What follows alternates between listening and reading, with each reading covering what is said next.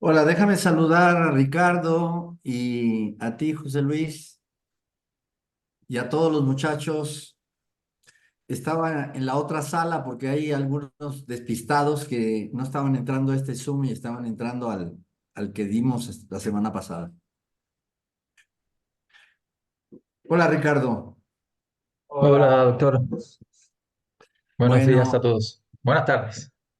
oye, pues gracias por aceptar la invitación y el objeto que tenemos de hacer esta presentación es para que ustedes conozcan el tipo de proyectos que tenemos en colaboración con Ricardo en el tema de cienciometría, complejidad y ciencia de la ciencia. Con miras a que si alguno de ustedes lo encuentre interesante, pues pueda animarse a desarrollar un proyecto durante el curso en este tema.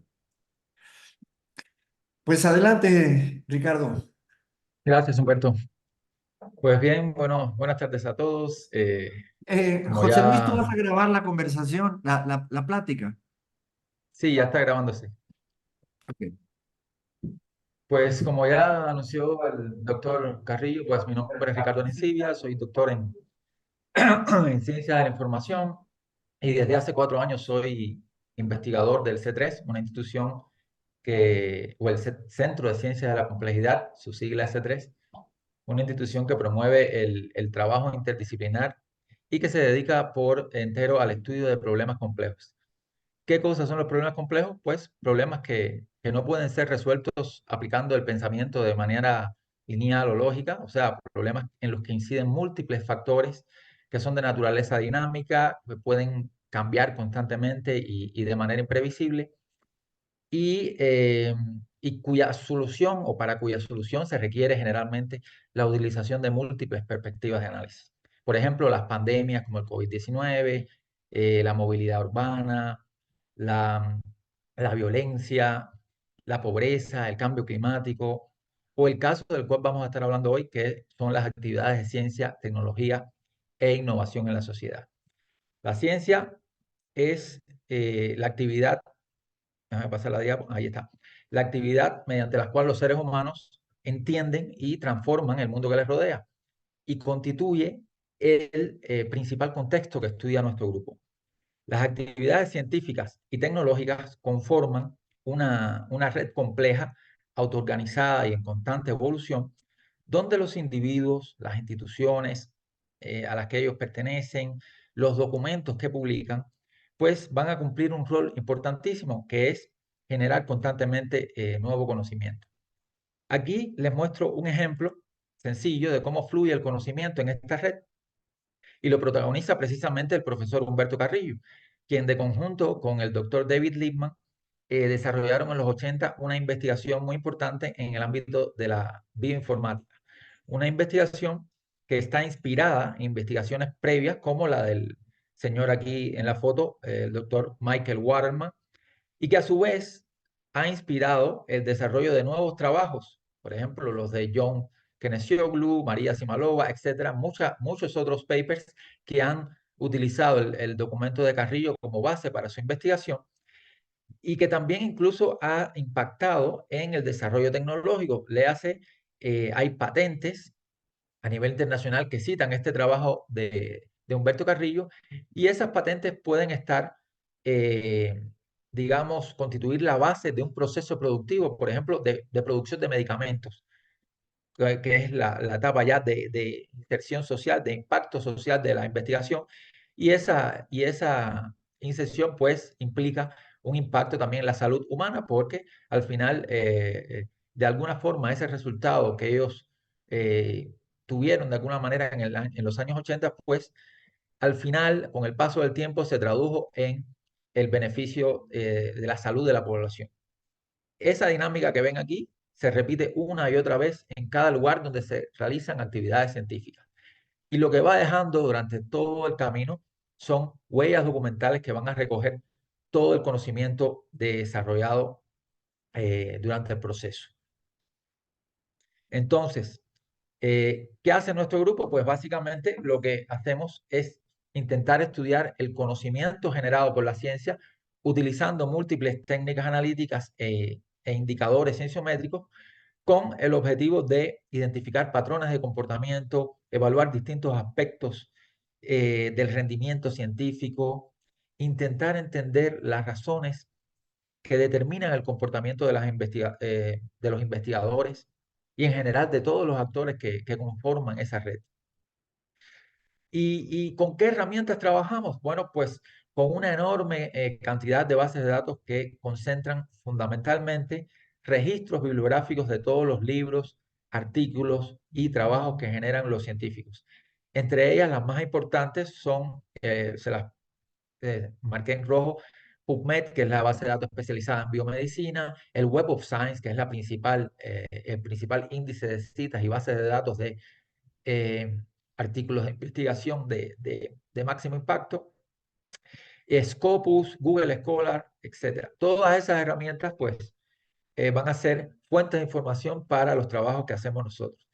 ¿Y con qué otras herramientas contamos? Pues con una gran cantidad de programas computacionales que procesan toda la información contenida en estos registros y que nos permiten convertirlos en mapas cienciométricos. Aquí, por ejemplo, tenemos una buena cantidad de software. Los que marqué con una cruz roja, pues son los que más hemos trabajado, yo particularmente, pero aquí tenemos Biblioson, que es una de las herramientas que desarrolló particularmente la Universidad Nacional Autónoma de México, muy particularmente el Departamento de Dinámica No Lineal de la Facultad de Ciencias, que lidera el doctor Carrillo y que va a ser probablemente la herramienta que más incentivaremos que se utilice en este curso. Pues, ¿cómo hacemos este trabajo? Pues gracias al desarrollo actual de la ciencia de datos que nos permite procesar a gran velocidad la información contenida en estas bases de datos y a partir de las relaciones que se observan en los documentos, pues nos permite visualizar estas relaciones ya sea en forma de red social, como la vemos aquí abajo, o utilizando los modelos de redes neuronales que los profesores Humberto y José Luis les explicarán durante el curso. ¿Qué podemos hacer con con los metadatos que contienen esos registros? Pues aquí les enseño, por ejemplo, un ejemplo de registro bibliográfico. Y podemos hacer muchas cosas. Por ejemplo, podemos construir mapas cienciométricos a partir de las palabras que conforman los títulos y resúmenes de los artículos. Por ejemplo, el campo título, el campo abstract, el campo resumen de los artículos, contiene una serie de palabras. La manera en cómo ocurran las palabras en esos artículos puede ser representada en una red. Las palabras claves también, la relación entre las palabras clave, pues nos va a permitir identificar un frente de investigación. Vamos a hacer un mapa conceptual a partir de eso, de esas palabras clave y también las categorías, las clasificaciones. Aquí abajo ven las áreas de investigación o las categorías temáticas en las que se estructura la información en esa base de datos, pues también la podemos utilizar para crear nuestros mapas de conocimiento. O también podemos, como ven aquí, utilizar el campo autor para crear las redes de colaboración con los autores, las instituciones y los países a los que pertenecen estos investigadores. O también ver con otros campos de registro, pues la evolución temporal de los artículos, cómo evoluciona en el tiempo la producción científica sobre un determinado tema, cuál es el impacto que tiene, o sea, a partir de indicadores de impacto, ver cómo se comportan. El impacto sería medido, en este caso, a partir de la cantidad de citas que reciben los trabajos que se han publicado. Esa es una de las tantas formas de medir el impacto desde la perspectiva cienciométrica.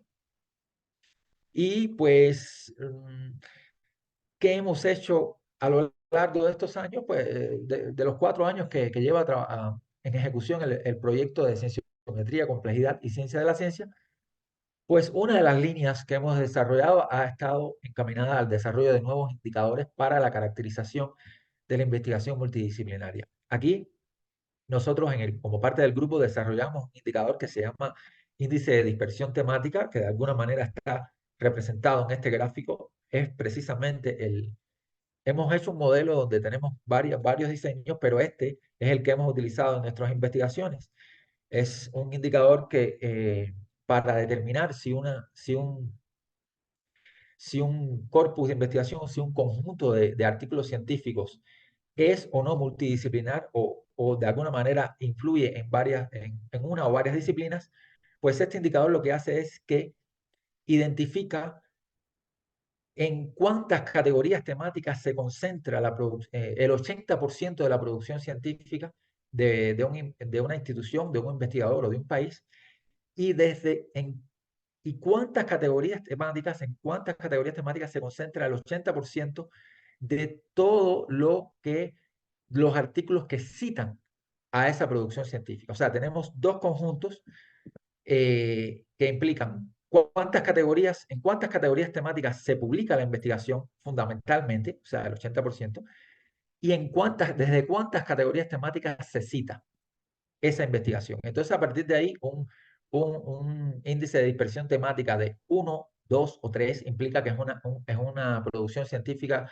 correspondiente a un tema muy disciplinario, y un índice de dispersión temática de valores por encima de 20, 30, digamos, pues entonces sería un corpus de investigación que influye en múltiples disciplinas. Entonces, eso lo hicimos como ejemplo en el caso que vemos aquí de la inteligencia perdón, de la inteligencia artificial, y lo que hicimos fue recoger toda la producción científica sobre inteligencia artificial a lo largo de los últimos, digamos, desde el año 1960 hasta la actualidad, y le calculamos a esa producción científica el índice de dispersión temática. Y como pueden ver, tiene una interesante evolución que al principio abarcaba entre 10 y 15 disciplinas, pero poco a poco, con esa necesidad de ganar espacios, de irse aplicando esa investigación de inteligencia artificial a diferentes dominios, pues fue ganando en multidisciplinariedad hasta un momento donde hay ocurre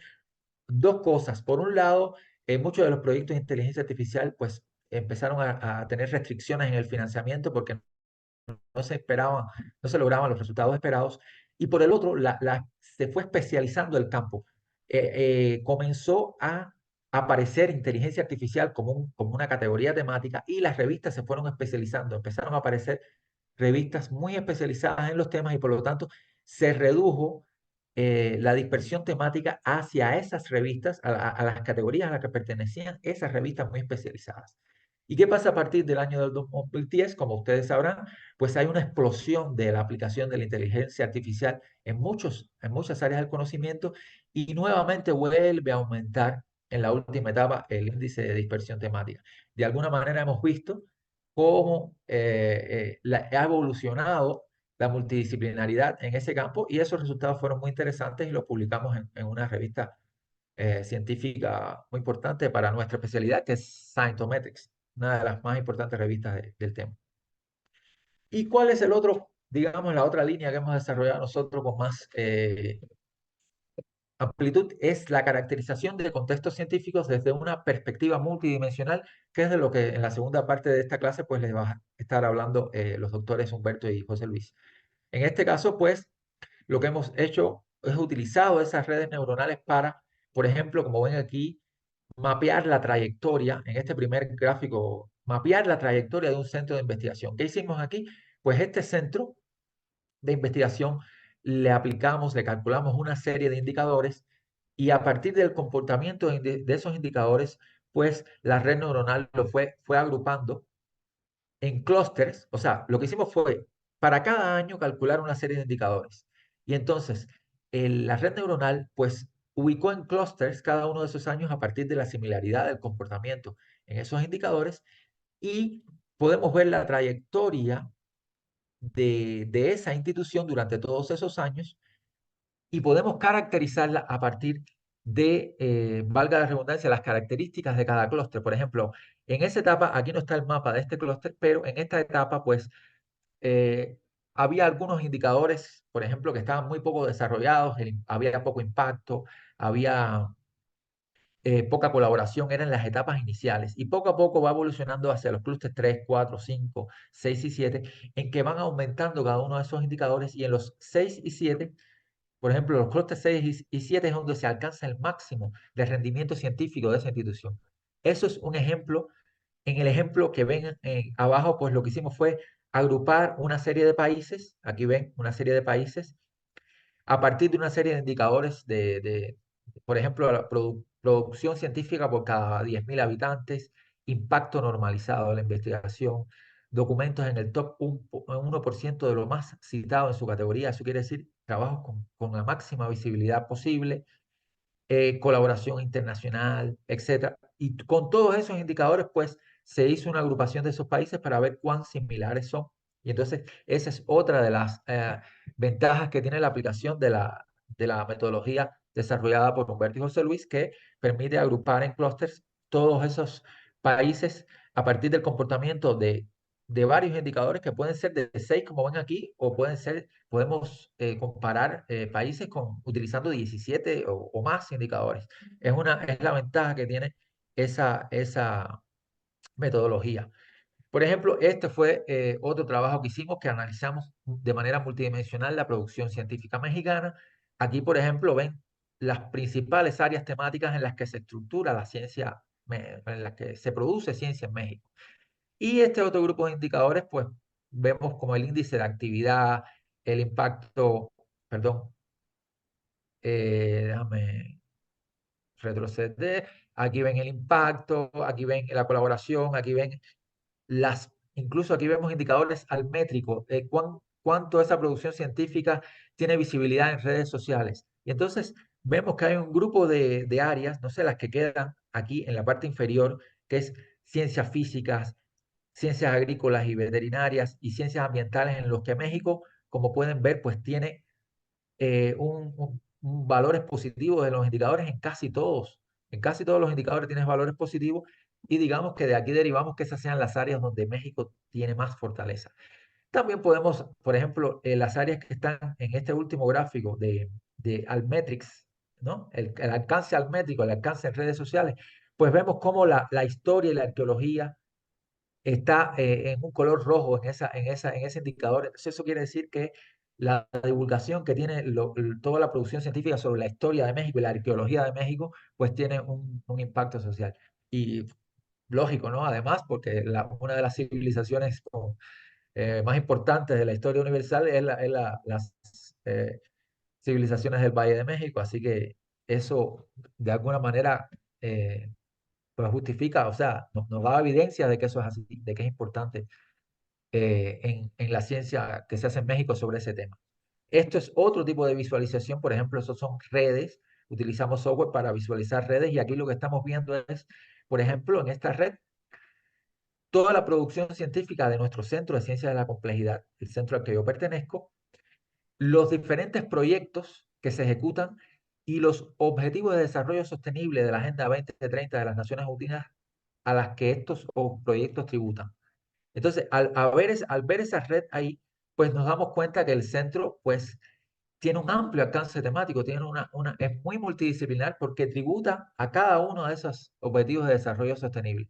Y esto lo pudimos identificar, pues, creando una red en ese sentido. Esto es lo que ya les había explicado antes, es la evolución en este caso, del Instituto de Energías Renovables, una de las instituciones pertenecientes a la UNAM y como les había explicado, aquí en los mapas de calor ustedes pueden ver el comportamiento de cada uno de los indicadores que utilizamos para construir ese mapa y ven cómo en los últimos años, les decía anteriormente, los clústeres 5, 6 y 7, pues vemos que están prácticamente en rojo todos los indicadores, o sea, todos han alcanzado Ricardo, su máximo nivel. Entonces, ese quiere decir Ricardo, que sí. sería bueno, creo que sería bueno que expliques los indicadores como ejemplo porque algunos de ellos, posiblemente ellos no están familiarizados con estos indicadores. Vale, en este caso utilizamos 6 indicadores y estos 6 indicadores ¿por qué 6 indicadores? Porque nos parecieron que eran los que de alguna manera podían ejemplificar el rendimiento de la institución. Digamos, lo primero que vemos en una institución que medimos es qué productividad tiene. Y este es el primer indicador. DocRes quiere decir cantidad de documentos por cada investigador. Y eso implica un nivel de eficiencia de lo que se hace. ¿Cuán productivos son nuestros investigadores? Entonces, ese indicador, como ven aquí, en los primeros años era muy bajo y ya en los últimos años es un promedio de más de un artículo por investigador. El segundo indicador aquí, ¿cuál era el AI, José Luis? El índice de asociatividad, o sea, cuánto el promedio de autores por artículo. O sea, porque en todos los artículos que se publican, ahí pueden haber artículos de un autor, dos autores, N autores. Y vemos cómo en los primeros años los artículos casi siempre tenían uno o dos autores y en los últimos años pues ya se ve un poco más de colaboración en el trabajo de los investigadores. Entonces, el porcentaje de IC, esto es porcentaje de colaboración internacional, otro de los elementos que nosotros evaluamos mucho en los trabajos, porque la colaboración internacional pues determina, ¿no? Qué tan visible es lo que hacemos, con cuántos, cómo la organización es capaz de interactuar con instituciones a nivel mundial para desarrollar sus investigaciones. Entonces vemos como al principio pues había poca colaboración y poco a poco el centro fue, a partir del desarrollo de sus investigaciones, fue obteniendo, pues colaborando con otras instituciones para eh, desarrollar estos artículos. Ricardo, El, en la esquina inferior izquierda puedes agarrar el puntero láser. a ver dónde está. ¿Sería este? Eh, Deberían aparecer unos puntitos ahí. Sí. Estoy en PowerPoint. No, estoy en PowerPoint. Ah, ok, No, no lo puedo ok, usar. ok, ok. Entonces, este RG sería Research Groups, o sea, ¿cuántos clústeres de coautoría hay? O sea, esto quiere decir cuántos grupos de colaboración hay en la institución. Al principio, como ven, eran muy pocos. Y ya en los últimos años, pues habían más de 60, entre 50 y 60 grupos de colaboración. ¿Qué quiere decir? Que la investigación se diversificó en la institución y tiene muchos grupos de colaboración sobre diferentes temas. Aquí el indicador del que le había hablado, el TDI, el índice de dispersión temática. Como vemos al principio, eran en la escala, ven la escala, ¿no? Está debajo, pues al principio eran unas 4 o 5 líneas de investigación fundamentales y en los últimos años veas sobre 10, 13 líneas de investigación temáticas. O sea, aumentó la multidisciplinaridad de la investigación que se hace en el centro y el BCG sería los clústeres de acoplamiento bibliográfico, que es una técnica bibliométrica que probablemente, bueno, les puedo explicar, o sea, cómo se asocian los documentos a partir de las referencias que tienen en común. Se supone que un grupo de documentos que tienen referencias en común, pues se parecen temáticamente y esto es lo que hace, lo que nos dice este indicador, o sea, que haya crecido la cantidad de clúster documentales a partir de las referencias que tienen en común, significa que la institución ha crecido en frentes de investigación, o al principio eran entre 5 y 10 frentes de investigación, y en los últimos años hay alrededor de 50 frentes de investigación diversos. O sea, estos 6 indicadores de conjunto representan el crecimiento que ha tenido en rendimiento científico en la institución y la trayectoria que tenemos en el mapa de la izquierda, pues nos dice claramente que a la medida que ha evolucionado en el tiempo esa institución, pues ha crecido su rendimiento científico. Si ese rendimiento fuera a la inversa, si los mapas, el color verde estuviera en la mayoría de los indicadores en la última etapa, pues nos diría claramente que esa institución lo que ha hecho es retroceder, o sea, que ha decaído su impacto, su rendimiento científico, y entonces tendríamos que evaluarlo negativamente. Entonces, este es el caso, lo mismo lo hicimos con el Instituto de Neurobiología, no voy a detallar más, ven cómo ha evolucionado ahí el rendimiento de la investigación en en ese centro, que es otro de las instituciones insignias de la UNAM, y pues otros trabajos que hemos hecho, que seguro le hablará más adelante el doctor Humberto. Aquí hicimos un análisis de todas las universidades mexicanas y a partir de 4 indicadores de la especialización temática, del impacto, de la, de las publicaciones en revistas de máxima visibilidad y de la excelencia de la investigación, pues a partir de esos 4 indicadores, pues establecimos hicimos un clustering e identificamos las principales, ¿no? Las que están teniendo una mayor visibilidad internacional. Este es otro ejemplo que seguramente hablará más adelante Shilti sobre las instituciones mexicanas en los rankings de instituciones de educación superior. Y esto es esto lo explicará seguramente más adelante Shilti, que es la forma en que se construyen esos mapas de conocimiento a partir de la aplicación de la red neuronal.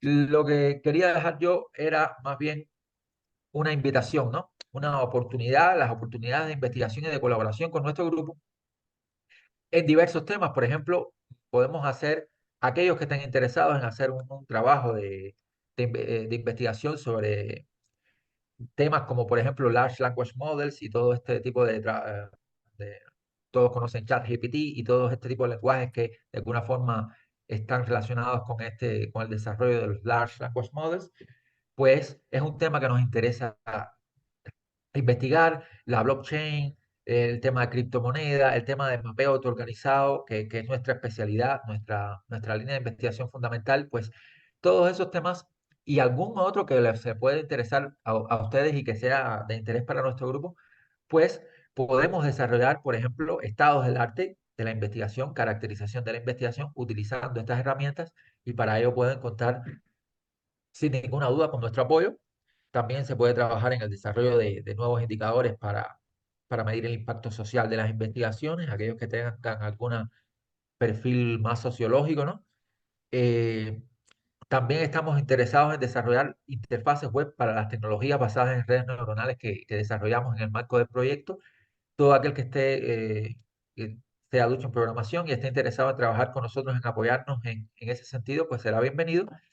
Y por otro lado, también otra de nuestras líneas es aplicar las metodologías y los indicadores para, como vimos en las diapos anteriores, pues caracterizar instituciones científicas nacionales. O sea, de alguna manera hacer este tipo de informes bibliométricos, cienciométricos poder incidir de alguna manera en los procesos de toma de decisiones que se llevan a cabo en esas instituciones. Pero básicamente, aquellos interesados en desarrollar estados del arte sobre un determinado tema, pues en mi caso estoy abierto a la colaboración y a asesorarlos en lo que gusten y estoy seguro que el doctor Humberto Carrillo y José Luis Jiménez pues también están abiertos a ese tipo de colaboración. Yo y creo que cierro el tiempo para que el doctor Humberto y José Luis pues aborden con un poquito más de detalle algunos de los elementos sobre el trabajo en el área de la cienciometría o lo que realmente se le está llamando en los últimos años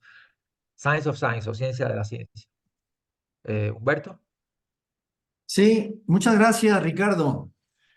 La verdad que creo que diste un panorama muy ágil y muy completo.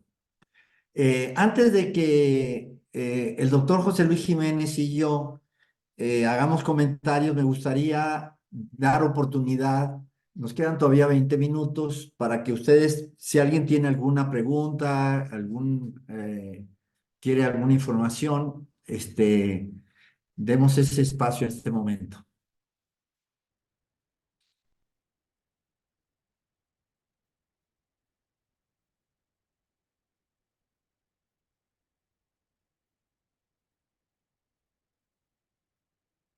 Bueno, no veo nada en el chat y tampoco veo que nadie tenga alguna pregunta.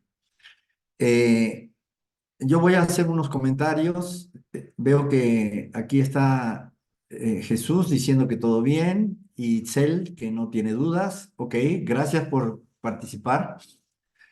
Eh, es importante que participen porque cuando uno hace este tipo de ejercicios puede tener la sensación de que está hablando con la pared, ¿no? Y eso no es muy motivante. Entonces, quiero explicarles algo y voy a dar espacio para que José Luis también intervenga, pero piensen, si ustedes se preguntan qué relevancia tiene hacer este tipo de estudios, eh, es muy relevante. Vean, en México, en los últimos 50, 60 años, la ciencia se ha desarrollado tremendamente. Se pasó de tener muy poquitos científicos a mediados del siglo pasado a tener hoy un número enorme de científicos, ¿no? El Sistema Nacional de Investigadores tiene identificados, creo que ya llega, rebasa los 20,000, que son científicos que están categorizados a un alto nivel, ¿no? Porque por el impacto que tiene su producción a nivel internacional, ¿no? Entonces estamos hablando no gente que son diletantes o aficionados a la ciencia, sino que son practicantes serios que tienen contribuciones relevantes y que son reconocidas internacionalmente. Sin embargo, todo esto ha ocurrido de una manera que podemos decirle silvestre, aleatoria. No fue que a mediados del siglo pasado México dijera, quiero desarrollar ciencia, quiero desarrollarlo a lo largo de estas líneas, tengo un plan, tengo un roadmap y entonces se desarrolla. No, sencillamente se creó el sistema, esencialmente, no sin entrar en mucho detalle, pero creo que algo fundamental fue que se creó el Sistema Nacional perdón, se creó el Consejo Nacional de Ciencia y Tecnología, que y ha sido una institución que le ha dado la oportunidad a todos los mexicanos, incluso personas que no son mexicanas, a eh, hacer estudios de posgrado en el extranjero en los temas que son más fundamentales, ¿no? Más básicos del conocimiento científico. Y entonces, bueno, pues de una manera aleatoria se ha ido desarrollando la ciencia. Por ejemplo, ustedes en alguno de los ejemplos que tenemos, eh, vamos a ver que hay ciertas áreas en las que México se ha desarrollado y tiene mucho sentido para el país, como puede ser agricultura, veterinaria. eh, pero, por ejemplo, también ocurre que el campo en el que posiblemente destacamos más a nivel internacional es astronomía.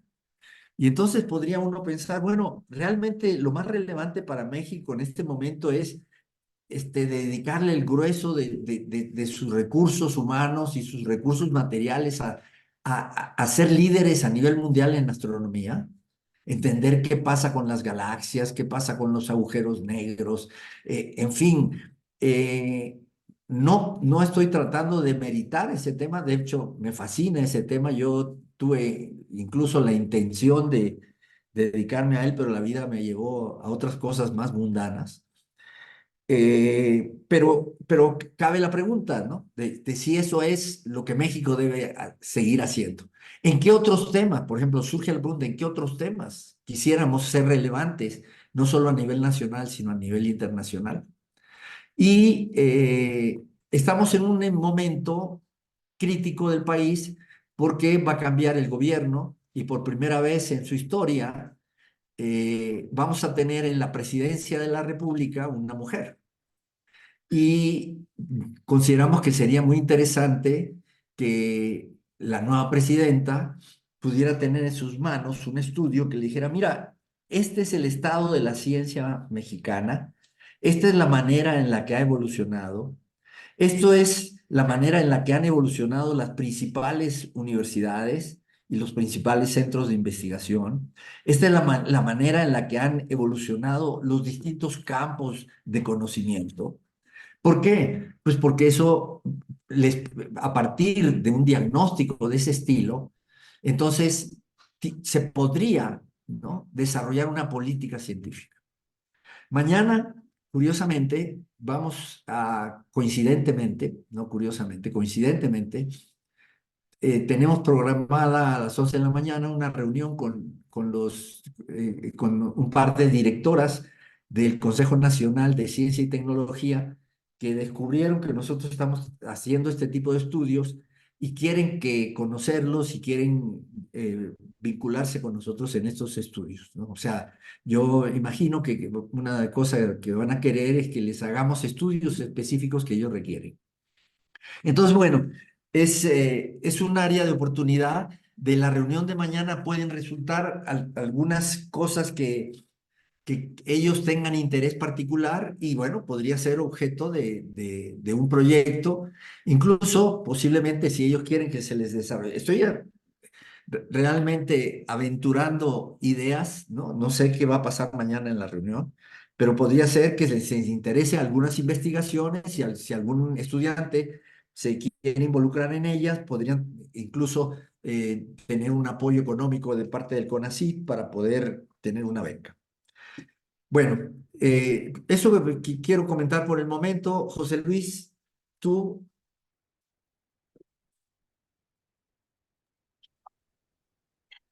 Pues agradecer a Ricardo y eh, comentar que esta invitación de participar en estos proyectos, pues es que implica trabajar con nosotros directamente o con el doctor Arencibia, Ricardo Arencibia, y que no solamente se puede quedar aquí en un trabajo del curso, sino que puede convertirse en un servicio social o en una tesis. Y estamos abiertos a eso también para apoyarlos. Eso, digamos, como temas generales de también es parte del objetivo de tener a invitados, ¿no? Se puedan dar colaboración. Y bueno, no sé si valdría la pena que dediquemos unos minutos más a explicar, por ejemplo, este mapa del multiparamétrico sobre las instituciones mexicanas, lo que se publicó de la tesis de Helio, y un poco para explicar un poco más cómo se interpretan esos mapas, ¿cómo ve? Sí, ¿Podemos sí, hacer perfecto. eso? Sí, presenta y mientras yo voy a hacer un comentario. Fíjense, una ventaja que tiene también si alguien se interesara en este tema y hacer servicio social o tesis, es que generalmente de las tesis de licenciatura no se deriva un artículo de investigación científica. Pero trabajando en este proyecto de esta manera, con un grupo que tenemos herramientas de software desarrollada y tenemos mucho camino andado, pues de esas, las tesis de licenciatura podrían derivarse a algún artículo de investigación. Y bueno, pues es una linda manera de empezar la carrera, ¿no? Ya teniendo su primer artículo de investigación publicado en una buena revista a nivel internacional, ¿no? Como consecuencia de la tesis de licenciatura. Aquí también comento que se han hablado de indicadores. Hay muchos indicadores interesantes, ¿no? Y crear indicadores es un asunto muy importante en la modelación científica. Adelante, José Bueno, Luis. voy a aprovechar para retomar de lo que hemos estado hablando en las otras clases. Los ejemplos que hemos estado viendo implican una clasificación. Hemos estado viendo datos que tienen dos indicadores, dos atributos, características. Hemos usado esas palabras, son sinónimos en este contexto. Y hemos hablado de tres indicadores que están caracterizando una serie de entidades. Y comentamos que a partir de cuatro indicadores, pues no podemos graficarlos y necesitamos técnicas para compararlos y clasificarlos. También hemos comentado que cuando los datos, lo que se quiere hacer con los datos es entrenar un clasificador, la tabla va a tener una columna extra que va a tener la etiqueta de la clase. Por ejemplo, si estos fueran datos de mastografías, entonces tendría una etiqueta de si un patólogo allí la identificó como positiva, que sí en esa mastografía se puede observar un tumor maligno, cáncer. O podría ser que no, Entonces las etiquetas podrían ser positivo y negativo. Cuando no se trata de un problema de clasificación y más bien necesitamos que un algoritmo descubra los grupos, no vamos a tener esa etiqueta extra y solo vamos a tener los atributos que están caracterizando a nuestras entidades. Eh, los ejemplos de los que les habló el doctor Ricardo son como este. Tenemos varios indicadores que están caracterizando diversas entidades. En este caso, entidades que pueden ser personas, organizaciones, instituciones como la UNAM, países, todos los actores que están involucrados en la ciencia.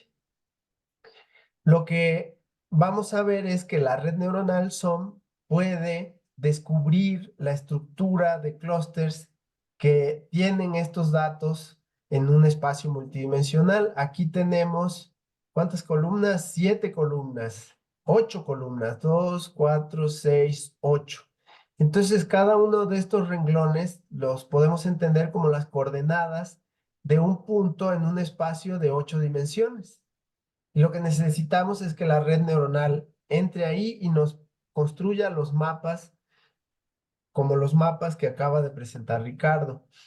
El ejemplo que comentaba que valdría la pena que viéramos es este, en el que las entidades que queremos comparar son instituciones, son universidades de México y tenemos 4 indicadores que están caracterizando el perfil de desempeño de estas universidades. Aquí a la derecha, vean que otra vez tenemos 4 mapas de calor que están coloreados en una escala cromática que va del verde al rojo. Lo que se está haciendo ahí es que un intervalo numérico, un rango de variación de este indicador, se está mapeando, este rango que va de 0.67 a 5, se está mapeando a este intervalo de colores, a este intervalo de variación de colores que va del verde al amarillo.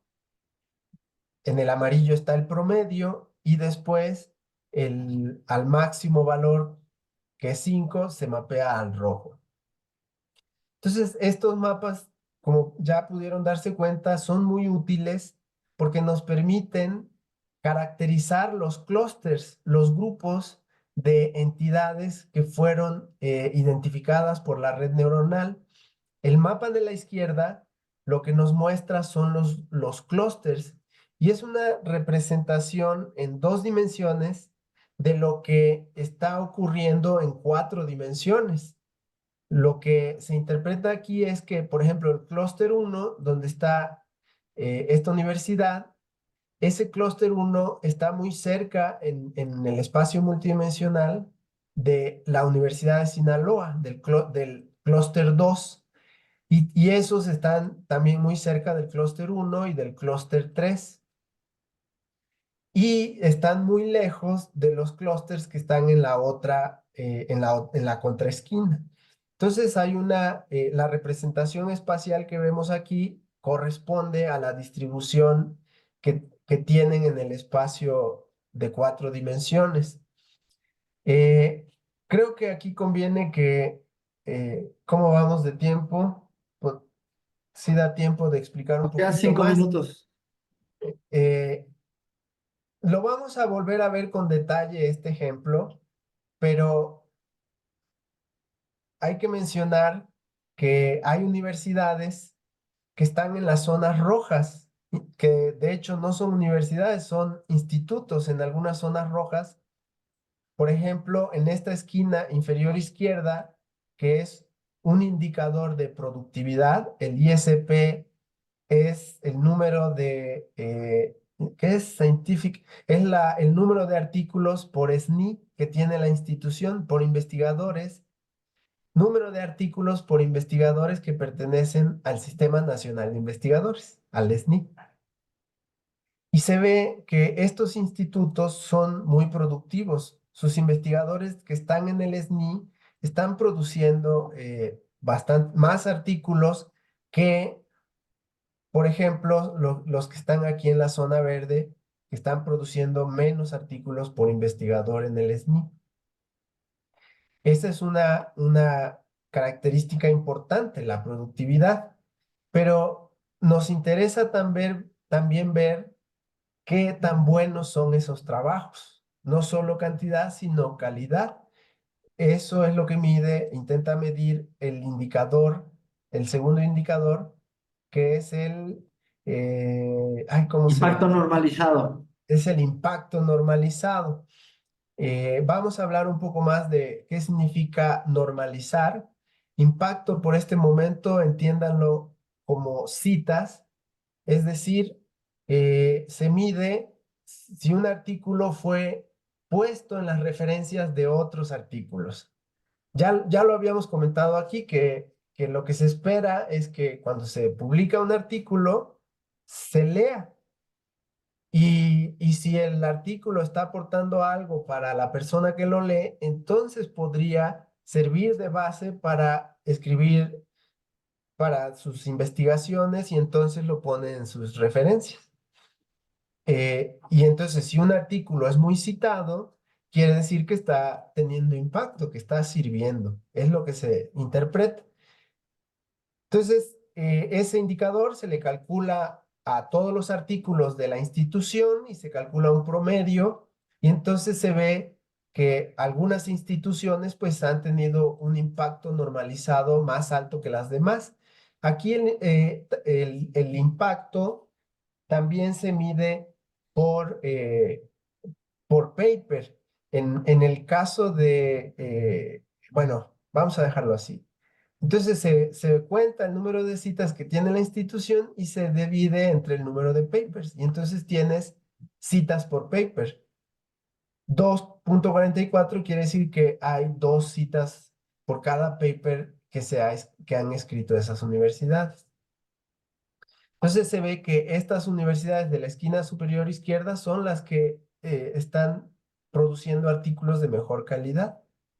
Vemos que nuestra UNAM está en la esquina superior derecha y está en una zona que está un poquito arriba del amarillo. Entonces quiere decir que estamos arriba de la media en este indicador. Estamos también, estamos un poquito debajo de la media en el ISP. Estamos muy bien en publicaciones, en revistas de alto impacto, que son las revistas que se encuentran en el cuartil 1. Y también estamos relativamente bien en publicaciones de excelencia, que son esas publicaciones que fueron las más citadas en su campo a nivel mundial. Vamos a dejarlo aquí porque ya no tenemos tiempo, lo vamos a retomar, pero la idea era que ustedes eh, saborearan esto y sirva con lo que vamos a ver también mañana para que decidan si le entran o no a este tema. Perfecto. Yo creo que puedes quitar la grabación y vamos a dejar unos minutos si alguien quiere, no tiene que correr.